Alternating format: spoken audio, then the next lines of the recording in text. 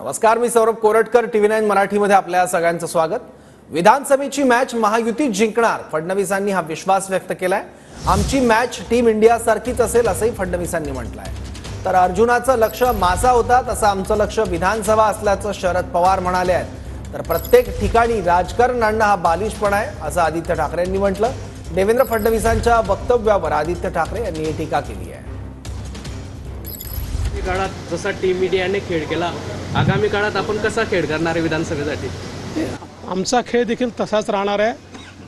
विधानसभेची मॅच ही आमची महायुती जिंकेल त्या दिशेने आम्ही अग्रसर झालो आहोत। आमचा खेळ देखील तसाच राहणार आहे। विधानसभेची मॅच ही आमची महायुती जिंकेल त्या दिशेने आम्ही अग्रसर झालो आहोत। असं आमचं लक्ष एकच आहे, म्हणजे जसं अर्जुनाला सांगितलं तसं माणसांच्या डोळ्यामध्ये तुम्ही घालतो, तसं आज आमच्या सगळ्यांचं लक्ष उद्याची महाराष्ट्राची विधानसभेची निवडणूक आहे। राष्ट्रवादी काँग्रेस पक्ष याचा प्रमुख मी आहे, काँग्रेस पक्ष आणि तिसरं म्हणजे उद्धव ठाकरेंच्या नेतृत्वाखालचा शिवसेना, आम्ही एकत्र राहणार आहोत।